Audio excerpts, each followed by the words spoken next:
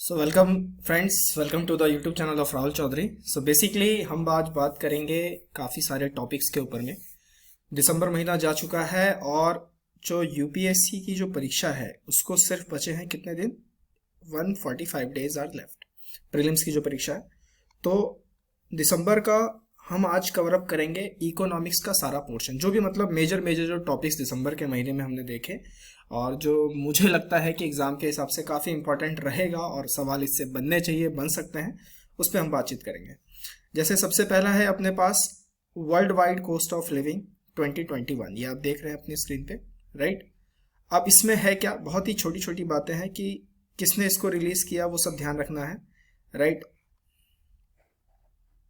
So basically सबसे पहले हम क्या देख रहे हैं, हम देख रहे हैं world wide cost of living 2021।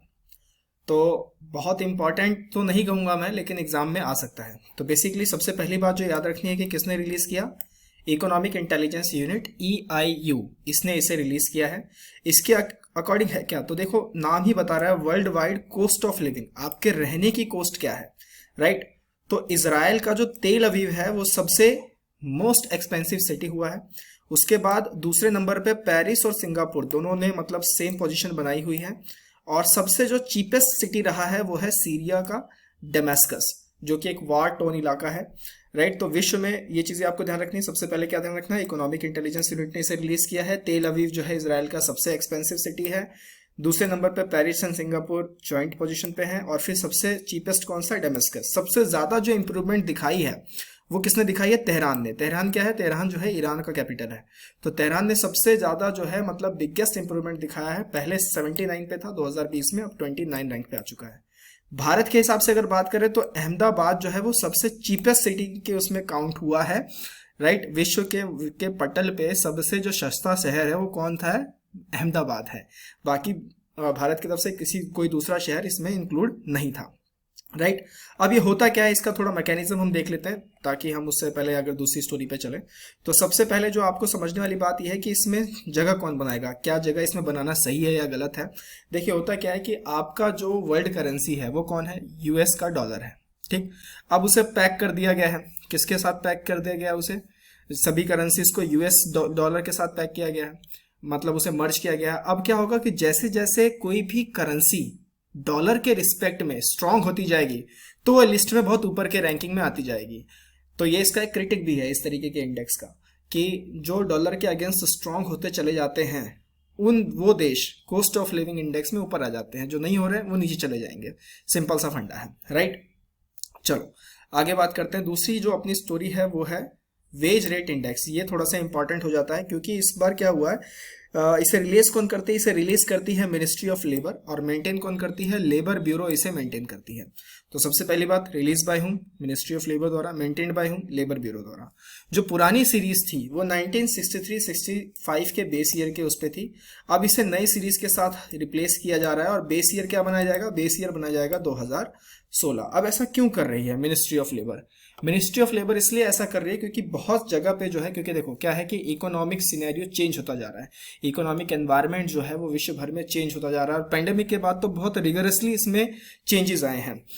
तो इंटरनेशनल जो ये लेबर ऑर्गेनाइजेशन है ILO, या फिर जो नेशनल स्टैटिस्टिक्स कमीशन है NSC वगैरह वगैरह, और भी बहुत सारी रिपोर्ट्स में ये रिकमेंडेशंस आया था कि देखो भाई अगर आपको कवरेज अच्छा करना है और फिर इस तरीके के वेज रेट इंडेक्स, क्योंकि वेजेस जो आप कमाते हैं, भत्ता, वेज और सैलरी में फर्क होता है, ठीक है, वेज पर डे का होता है। तो जो वेज होता है ये जो इंडेक्स है वेज रेट इंडेक्स WRI, इसको आपको बहुत ज़्यादा रिप्रेजेंटेटिव बनाना पड़ेगा, इसका कवरेज बहुत अच्छा होना चाहिए। तो इसी वजह से आप क्या करो, आप इसका बेस ईयर चेंज करो, कितना करो, 2016। वैसे डिमांड तो थी कि 2019 करनी चाहिए, लेकिन समहाउ गवर्नमेंट ने बोला कि 2016 पे ही रखेंगे। अब इसमें 2-3 चीज़ें और मैंडेटरी की गई है जो लीगली बाइंडिंग होगी, जैसे कि फ्लोर वेज का कॉन्सेप्ट होगा, नेशनल फ्लोर वेज। अब फ्लोर वेज क्या होता है, तो देखो floor wage is minimum wage established by law, क्योंकि लीगली बाउंडेड है। इतना मिलेगा इतना डेली, जैसे कोई अगर मेरे पास कर्मचारी काम करने आ रहा है और डेली बेसिस पे है तो उसको मिनिमम इतना मिलेगा, ये सारा तय किया जाता है। 2017 में कितना तय किया गया था कि 176 रुपए डेली के बेसिस पे दिया जाएगा। ये जो इंडेक्स है साल में कितनी बार कंपाइल किया जाता है? 2 बार, एक 1 जनवरी को किया जाएगा और फिर 1 जुलाई को, तो साल में 2 बार होता है, ये भी आपको ध्यान रखना है। उसके बाद इस नई सीरीज में कुछ नए नए चेंजेस आए हैं, जैसे कि ऑयल माइनिंग इंडस्ट्री जो है इसको इंट्रोड्यूस किया गया है किसके प्लेस पे? मीका माइंस इंडस्ट्री के प्लेस पे। तो किसको किसको इसमें लाया गया है? ऑयल माइनिंग इंडस्ट्री को लाया गया है in place of mica mines industry. Clear? चलो, तो ये चार्ट वगैरह थोड़ा सा देख लेना, इसमें आपको देखेगा ये मैन्युफैक्चरिंग है, यहाँ पर माइनिंग है, प्लांटेशन है। तो 65 में और 16 में क्या है कि पहले 21 इंडस्ट्रीज थी टोटल मिला के, अब कितनी है? 37 इंडस्ट्रीज हैं। वेटेज आप देख लो किसको कितना दिया गया है। मैन्युफैक्चरिंग को इसमें हाईएस्ट वेटेज मिला है और माइनिंग को उसके बाद, फिर प्लांटेशन उसके बाद। सैंपल यूनिट्स इतने इतने इकट्ठे किए गए थे इसमें और इसमें। ठीक, तो थोड़ा सा मतलब कवरेज अच्छा करने के लिए और कुछ कुछ बढ़िया चीज़ें करने के लिए, इकोनॉमिक इंडिकेटर्स या इकोनॉमिक पैरामीटर्स को सुधारने के लिए सरकार इस तरीके के कदम रख रही है। तो वेज रेट इंडेक्स याद रहेगा, इसमें मेन बात याद आपको रखना है कि बेस ईयर इसका चेंज हुआ है। उसके बाद अगर हम बात करें तो अपना जो नेक्स्ट स्टोरी है that is world inequality report 2022, WIR 2022। तो अब इस रिपोर्ट को किसने रिलीज किया? तो सबसे पहले याद रखना है इसको रिलीज किसने किया है? वर्ल्ड इनइक्वालिटी लैब ने इसको रिलीज किया है। अब इसमें है क्या? इसमें इन्होंने बताया है कि जो विश्व भर में जो असमानता है वो बिल्कुल बढ़ती चली जा रही है, और वो इतनी बढ़ गई है कि आज प्रेजेंट में जो हम जिस समाज में जी रहे हैं विश्व के लेवल पे, ये ठीक बिल्कुल वैसा ही समाज था जब वेस्टर्न इंपीरियलिज्म था। समझ रहे हैं? जब वेस्टर्न इंपीरियलिज्म मतलब राजशाही का दौर था, 1917 1929 इस तरीके के जो दौर थे, उस वक्त की हालत अभी हो चुकी है ग्लोबल इनइक्वालिटी को लेके। तो जैसे बोला जा रहा था कि कैपिटलिज्म बहुत अच्छा काम करेगा, राइट, इस तरीके से कैपिटलिज्म आएगा और फिर लोगों को गरीबी से बाहर उबारेगा, तो वो सारी चीज़ें, वो सारी आइडियोलॉजी कहीं ना कहीं हटती दिखाई दे रही है। और जो लोग कह रहे थे सोशलिज्म इन सब का कारण है कि इतनी ज़्यादा असमानता है, गरीबी है, कैपिटलिज्म ही एकमात्र सॉल्यूशन है, तो ये कैपिटलिज्म और सोशलिज्म का डिबेट इसमें छिड़ जाता है। जैसे इस तरीके की कोई रिपोर्ट आती है, उस पर फिर कभी बाद में बात करेंगे। तो अभी क्या है इसमें कि बॉटम 50% के पास सिर्फ 2% की संपत्ति है, टॉप 10% के पास 76% की संपत्ति है। ये कुछ कुछ आंकड़े आप ध्यान रखना ताकि आपको लिखने में भी काम आएगा।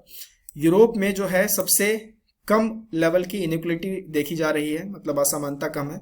हालांकि अब ये रिपोर्ट कुछ ऐसी चीजें भी बता रही है कि असमानता पहले तो क्या होता था कि हम दूसरे देशों के रिस्पेक्ट में देखते थे, लेकिन धीरे धीरे अब क्या हो रहा है कि असमानता विद इन कंट्री देख रहे हैं, मतलब एक इलाका बहुत सही, एक इलाका बहुत गरीब, तो इस तरीके से विद इन कंट्री अब कंपैरिजन शुरू हो चुका है। तो यूरोप में सबसे लोएस्ट इनइक्वालिटी है मेना, यानी कि मिडल ईस्ट और नॉर्दर्न अफ्रीका। ये आपको ध्यान रखना है, मेना, मेना क्या होता है? मिडल ईस्ट और नॉर्दर्न अफ्रीका, इसकी हाईएस्ट है।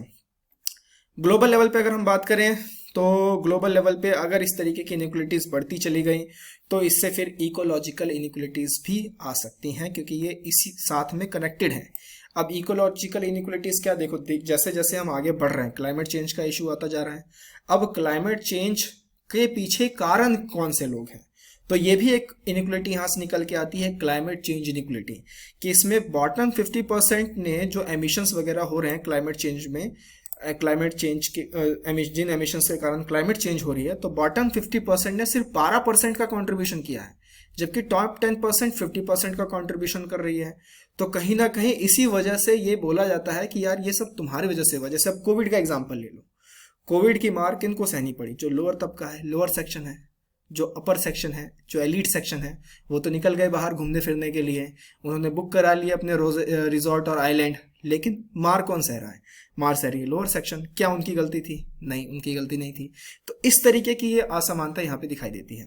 भारत में अगर भारत के लिहाज से इस रिपोर्ट में हम बात करें, जो इस रिपोर्ट को वर्ल्ड इनइक्वालिटी लैब ने जो रिलीज किया है, तो उन्होंने भारत को बहुत ही पुअर और अनइक्वल कंट्री बताया है, जिसमें 1% के पास 22% का शेयर है नेशनल इनकम का, 10% के पास 57% का है, और बॉटम 50% के पास 30% का शेयर है, 13% का शेयर है। तो ये सब थोड़े आंकड़े वगैरह आप थोड़ा ध्यान रखना ताकि आपको थोड़ा मदद मिले।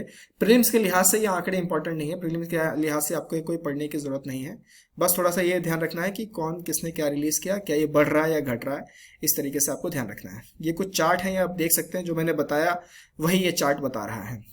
इनकम के लिहाज से इतना, वेल्थ के लिहाज से इतना। इनकम और वेल्थ में क्या फर्क होती है आप लोग मुझे बताओगे कि what is the difference between income and wealth, and what is the difference between wages and salary, right. The poorest that lags behind, तो आप यहाँ देख सकते हैं कि बॉटम 50% में जो मेना है वो रीजन बहुत ही कम परफॉर्म कर रहा है। थोड़ा बहुत इंक्रीमेंट यहाँ पर आपका यूरोप में दिखाई देता है।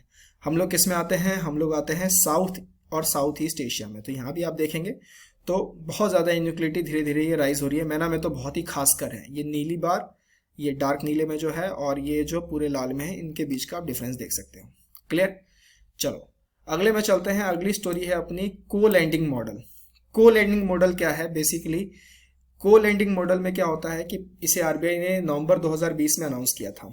बेसिकली 2018 में उन्होंने कुछ ऐसा ही मॉडल अनाउंस किया था जिसको नाम उन्होंने दिया था को ओरिजिनेशन ऑफ लोन्स। लेकिन क्या था कि इसमें जो प्रोविजंस थे वो इतने मजबूत नहीं थे, तो उसे वो इम्प्रूव मैनर में लेके आई फिर आरबीआई को लैंडिंग मॉडल में, और 2020 के नवंबर महीने में इन्होंने इसे अनाउंस किया। इस मॉडल के तहत क्या होता है कि बैंक्स को ये आदेश दिया जाता है कि वो जितनी भी रजिस्टर्ड एनबीएफसीज हैं, एनबीएफसीज मतलब नॉन बैंकिंग फाइनेंशियल कंपनीज, तो उन सबको वो को लैंड कर सके, मतलब कि दोनों मिलकर को लैंड कर सके कस्टमर्स को। अब इसमें एनबीएफसीज में आपके हाउसिंग फाइनेंस कंपनीज भी आ गए। अब इन सबको लैंडिंग किसको करनी होगी? तो जो प्रायोरिटी सेक्टर लैंडिंग है, जो उसके नॉर्म्स है, उसके तहत इनको लैंडिंग करनी होगी, मिलके करनी होगी। तो इसमें शेयर कितना रहेगा? तो बैंक का 80% रहेगा और एनबीएफसीज का 20% रहेगा।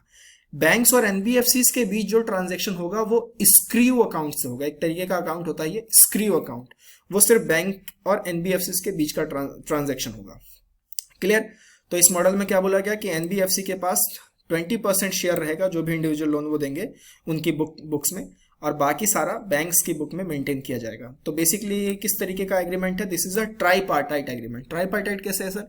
देखो, एक तो एनबीएफसी हो गए, एक हो गए आपके बैंक, एक हो गया कस्टमर। अब कस्टमर किसके पास जाएगा? कस्टमर जाएगा नॉन बैंकिंग फाइनेंशियल कंपनीज के सामने कि भैया लोन दे दो। ठीक है, बैंक नहीं देगी, बैंक मदद कर रही है एनबीएफसीज के साथ मिलके, तो बैंक पीछे छुपी हुई है जो ये 80% पूरा मैनेज कर रही है। सामने से कौन दिखेगा कस्टमर को?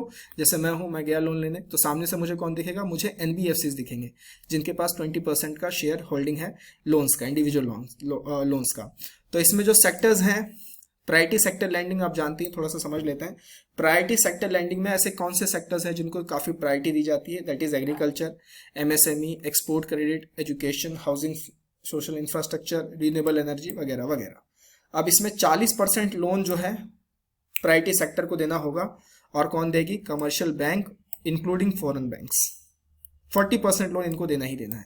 वहीं पे जो स्मॉल फाइनेंस बैंक है या फिर रीजनल रूरल बैंक्स हैं, उनको कितना देना है? उनको 75% प्रायोरिटी सेक्टर में देना ही देना है। क्लियर। तो ये थोड़ी सी बातें थी को लैंडिंग मॉडल को लेके। क्लियर।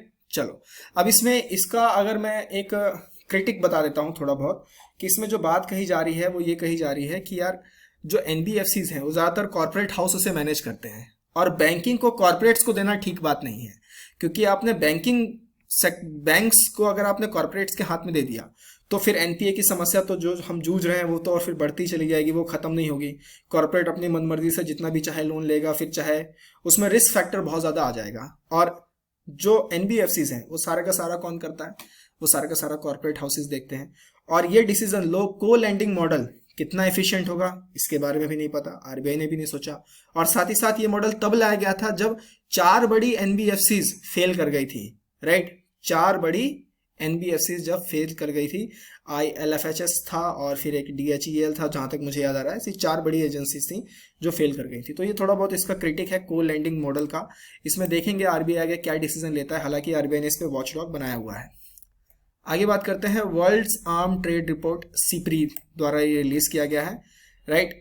सिप्री जो है ये रिलीज करती है वर्ल्ड्स आर्म ट्रेड रिपोर्ट या फिर ग्लोबल आर्म ट्रेड रिपोर्ट। इसके तहत इनका कहना है कि जो इकोनॉमी है वो तो 3.1% से डिक्रीज कर गई एक साल में, 2019 से 2020 तक में, लेकिन आर्म सेल्स जो है वो बढ़ गए। ये बड़ी अजीब सी बात है। और कितनी बढ़ गई? 1.3% से बढ़ गई इन कंपैरिजन टू 2019। और इनका पूरा साइज कितना हो गया? $531 बिलियन का इनका साइज हो गया। अब यूएस की कंपनी $531 बिलियन में से यूएस की कंपनी ने ही कितनी सेलिंग कर दी? $285 बिलियन की। तो 54%, यहाँ आप देख सकते हैं चार्ट में, 54%, पूरा आधा मार्केट इन्होंने कैप्चर किया हुआ है। उसके बाद दूसरे नंबर पे कौन है? चीन। अब चीन का तेजी से इसमें बढ़ना बहुत ही एक चिंताजनक विषय है सभी के लिए, भारत के लिए भी। यूके इसमें 7.1% पे है, रशिया 5% पे है, फ्रांस 4.7% पे है।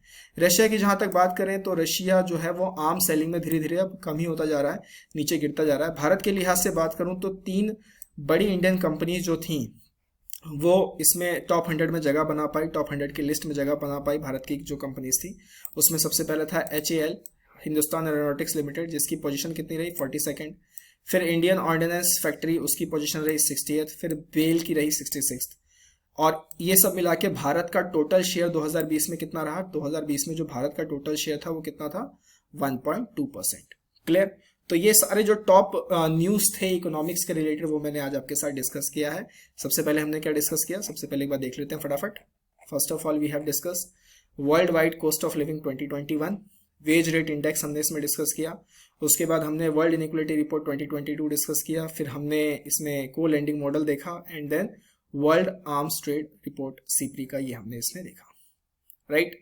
मिलेंगे अगले किसी वीडियो में। Thank you.